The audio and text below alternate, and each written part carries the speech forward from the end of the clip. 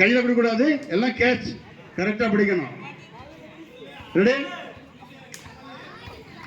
சரி. 1 2 3 சீக்கிரம் குயிக். அண்ணா அவுட்டு. போடு. அதான் சரி, போடு போடு போடு போடு போடு போடு.